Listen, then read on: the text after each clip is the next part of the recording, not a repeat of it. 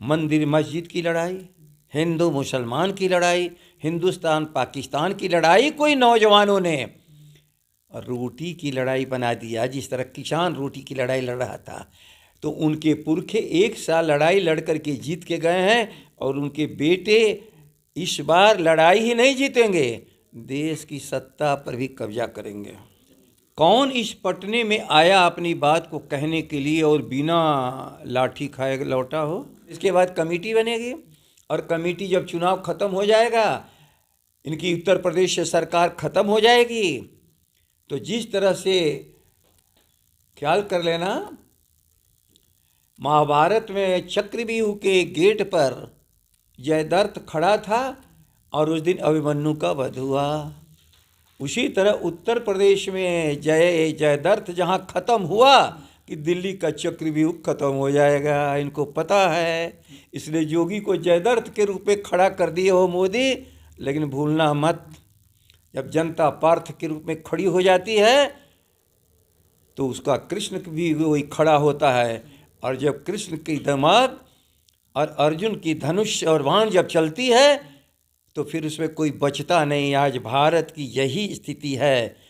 बामन से लेकर कितनी सरकारें बदल गई, कोई अस्थाई नहीं रहा, लेकिन भारत की जनता अस्थाई है। कभी इनके पुरखों ने एक सरकार बनाई, कभी इनके चाचा दादा ने पुरखे बनाई, आज ये नौजवान बना रहे हैं। मोदी, नीतीश, इनकी कृपा से तुम सरकार में हो, लड़ो मत। जिस युवा शक्ति के दम पर हम विश्व भर में इतराते फिरते हैं, उस युवा शक्ति का हाल आज अपने प्रदेश में बेदम हो चुका है।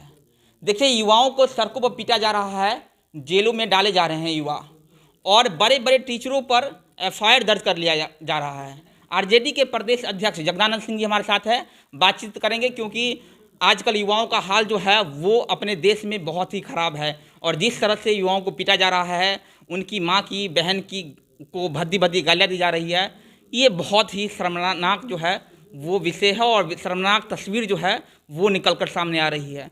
जगदानंद सिंह जी, ये बताइए कि जिस तरह से युवाओं को पीटा जा रहा है, पीटा ही नहीं जा रहा है, बल्कि बिहार पुलिस हो या पटना पुलिस हो, उनको लगातार उनकी माँ को, उनकी बहन को भद्दी भद्दी गालियाँ दे रहे हैं, तो ये कहाँ तक सही है? ये शर्मनाक तस्वीर जो है कहीं ना कहीं बिहार को और बदनाम कर रहा है।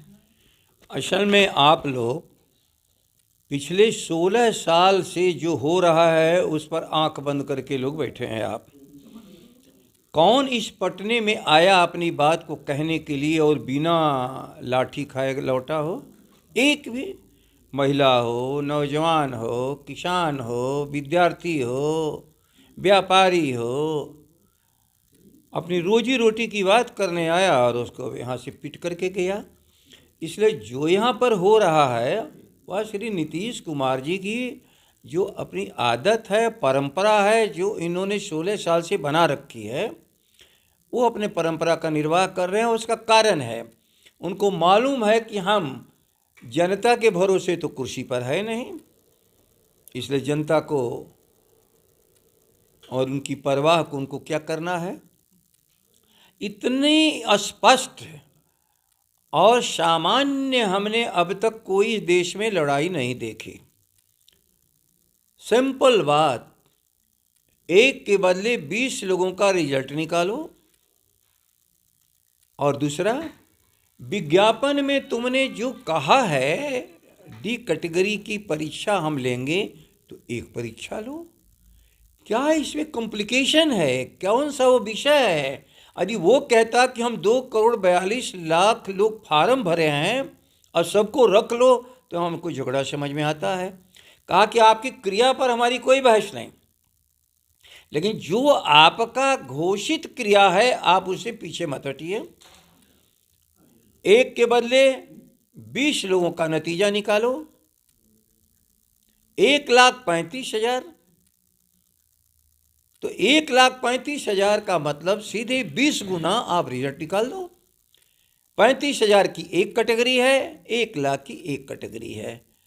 अब इस पर कमेटी बनेगी, चुनाव तक इंतजार होगा। 3 साल हो चुका, और चुनाव के बाद होगा कि अब अगला चुनाव आएगा तब हम इस काम को देखेंगे। इसलिए इन नौजवानों को तबाह करने का ये विषय है। ये तो 2 करोड़ प्रतिवर्ष नौकरी भी नहीं मांग रहे हैं। ये तो बिहार में घोषणा के अनुसार 19 लाख लोगों को भी नौकरी नहीं मांग रहे हैं। स्वीकृत पद कितने हैं नहीं है इस पर भी उनकी बहस नहीं है।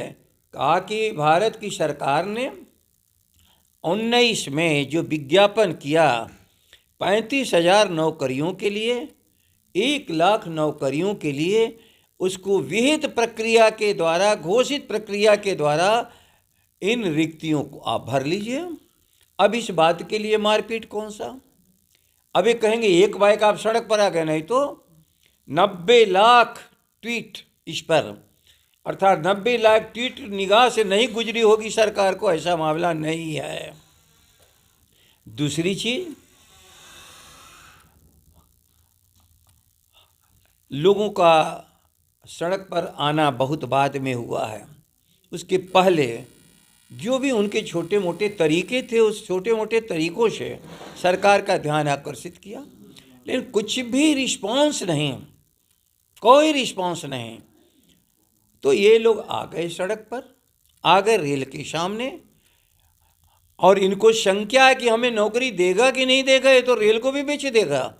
अर्थात रेल को बेचने का मतलब सबसे नौकरी या कार्य देने वाली भारत की सबसे बड़ी संस्था भारत की सरकार के हाथों से व्यापारियों के हाथ में चली जाएगी। तो न उसमें विज्ञापन निकलेगा, न उस समय इम्तिहान होगा, न मेरिट का मामला होगा। वो व्यापारी जिसको चाहेगा अपना नौकर बना लेगा, रेल का मालिक बन जाएगा, और नौकर जिसको चाहे बना लेगा। आज तो जो रेल में काम कर रहे हैं वो रेल के नौकर ही नहीं है, रेल के वही मालिक हैं भारत सरकार की संस्था के द्वारा। भारत के संविधान के अनुसार आम जन ही इस भारत की सारी संस्था धन की मालिक है। अब भारत सरकार क्या कह रही है? आप राष्ट्रीय संपत्ति का नष्ट न करो। जरा भी सरकार को पता नहीं जो मेन रिसोर्सेस है किसी भी कंट्री का, वही मेन रिसोर्सेस है, और मनुष्य ही को ख़त्म तुम कर दोगे तो कोई चीज़ आगे बढ़ ही नहीं सकती है। राष्ट्रीय संपत्ति वो है, ये हमारे नौजवान क्या हैं?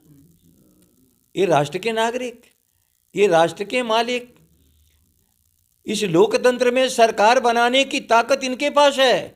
सरकार के पास एक भी जनता को गढ़ देने की ताकत हो, एक आदमी को कि गढ़ करके बना दो, या तो भगवान पैदा करेगा और ये सभी समूह मिलकर के अपने लिए एक रूलर बना देंगे। बामन से लेकर कितनी सरकारें बदल गई, कोई अस्थाई नहीं रहा। लेकिन भारत की जनता अस्थाई है। कभी इनके पुरखों ने एक सरकार बनाई, कभी इनके चाचा दादा ने पुर के बनाई, आज ये नौजवान बना रहे हैं। मोदी, नीतीश, इनकी कृपा से तुम सरकार में हो, लड़ो मत। और 2-3 डब्बे का जिलना राष्ट्र की संपत्ति है।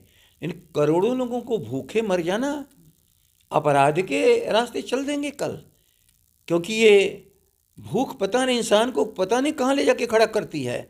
इसलिए राष्ट्र की आज आवश्यकता है कि हमने नौजवानों को घोषित जो कार्यक्रम है नौकरी देने का रेल के महकमे में, आप इस काम को करिए बिना विलंब के। कमेटी की क्या जरूरत है? कोई कॉम्प्लिकेशन ही नहीं है। एक ही डिमांड की जो तुमने कहा है वो कर दो। ये नहीं कह रहे हैं कि जो कहा है तुम ना करो, बल्कि हम जो कह रहे हैं कर दो। नहीं तो इससे बड़ा आज तक तो हमने सरल कभी देखा ही नहीं डिमांड। और इसके बाद कमेटी बनेगी, और कमेटी जब चुनाव खत्म हो जाएगा, इनकी उत्तर प्रदेश से सरकार खत्म हो जाएगी, तो जिस तरह से ख्याल कर लेना, महाभारत में चक्रव्यूह के गेट पर जयद्रथ खड़ा था और उस दिन अभिमन्यु का वध हुआ। उसी तरह उत्तर प्रदेश में जयद्रथ जहाँ खत्म हुआ कि दिल्ली का चक्रव्यूह खत्म हो जाएगा। इनको पता है, इसलिए योगी को जयद्रथ के रूप में खड़ा कर दिए हो मोदी। लेकिन भूलना मत, जब जनता पार्थ के रूप में खड़ी हो जाती है तो उसका कृष्ण भी वही खड़ा होता है। और जब कृष्ण की दिमाग और अर्जुन की धनुष और बाण जब चलती है तो फिर उसमें कोई बचता नहीं। आज भारत की यही स्थिति है।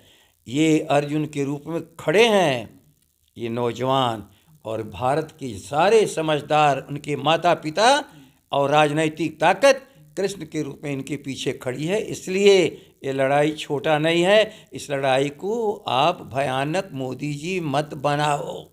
बस क्या लगता है कि मोदी जी देश को कब्जा करने की कोशिश में है, इस तरह का कर रहे हैं वो? देखो जी, देश एक ऐसा है कि देश कोई खेल नहीं है कि आप इधर से उधर कर लोगे। 130 करोड़ से ऊपर का देश, विविधताओं से भरा हुआ, विभिन्नताओं से नहीं। एक राय है सबकी कि भारत की सीमाओं के भीतर भारत की अखंडता बनी रहनी चाहिए।